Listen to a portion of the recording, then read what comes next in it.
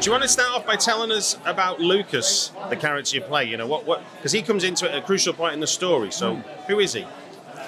Well, he's a stranded young man, really, and sadly his life of peace and love and hope have been squashed by the efforts of the Nazis.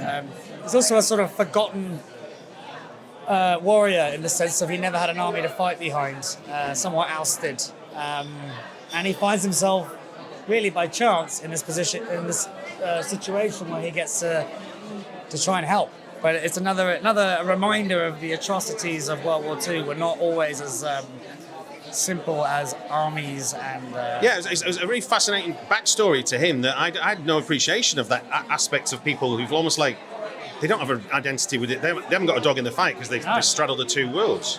Yeah, and if either side they try to fight for, they're pushed away by either of them. So, and then he has personal... his family are somewhat torn up by the repercussions of the war. It's a really, to me, I love the historical element of it, but I also really love this idea of keep telling and retelling new-found stories amongst a backdrop that we're somewhat familiar with. When you first got the script in your hand and give it that first read, what was it about the character of Lucas that first come off the page for you that you were like, no, this is something I could get my teeth into? I mean, again, I'm a huge fan of the era. It was honestly, it was chatting to Ben. I read the script and then went down the rabbit hole of asking him questions about his theories and his ideas, and sort of reminding us that history is not always hasn't been told quite as. He's a huge geek, and I really were.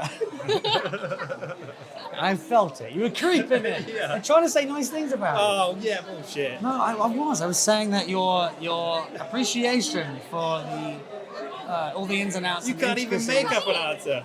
Say anything nice about me. I was getting to. All right, stop hijacking. See you for a pint.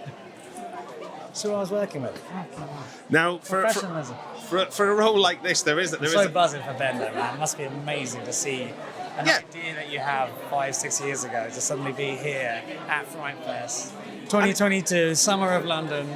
And it is amazing that the idea that he spotted this little detail that's almost like legend, but this rooted in fact. Yeah. And he's made this fictional retelling of something that's got a grain of truth. Oh, sure. And to finish off with your point there, it was going down the rabbit hole with him saying, wait, what do you mean about this fact or that fact? And he would come up with these either stories or part fact about what actually happened to Hitler's body, to the remains of what happened when the surrender of war happened. Lots of stuff that I just had never really crossed my mind. And yeah, I sadly went into a 20-minute conversation with him that took about 3 hours, and then I was coerced to say yes. He likes to talk, Ben, doesn't he? Yeah, well, he's a geek. You won't mind me saying this, but when he knows what he's talking about, he's actually quite a quiet, lovely man. But when you get him on a subject or something that he knows about and or he wants to talk about, it's hard to shut him up. Now, there's a lot of manic, chaotic gun sequences in this. Obviously, we're supposed to be the end of the war, but people are still fighting. Yeah. From your character's point of view, what was a particularly challenging scene, and what do you remember about it on the shoot? I mean, physically, I was let off quite lightly because I didn't have a uniform or anything like that. It was fun to learn to use. We had actual genuine rifles that we used in that time. So just having pros on board to make sure that it's not about learning to use it, but learning to use it as if you've used it for 1,000 times. So that means not just learning it, but just literally, I just remember sitting on my chair repeating the bolt action of this gun 1,000 different times to try to familiarize myself with that. But yeah, other than that, it was all fun. Now, I've been lucky enough to re-watch the film as well as watch it, and going back looking at it, seeing your performance and thinking about your character, like for any actors that are listening in on FrightFest TV, what would be like tips and tricks for like that idea of your character's imbued with that history of where they've come to at the point when we join the story. So you're not fresh-faced and waiting to go. You've had a horrid time.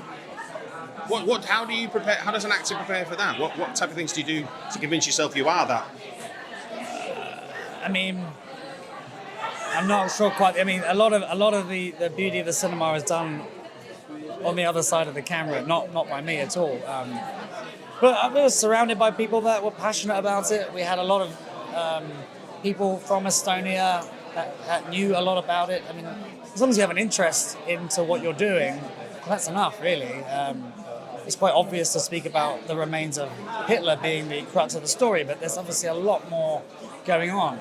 So I learned a lot while doing it, and then for any young actor that wants to enjoy maybe one day playing a Russian soldier or a Polish vagrant, whatever it is, just be interested in it, really, and enjoy the process of that.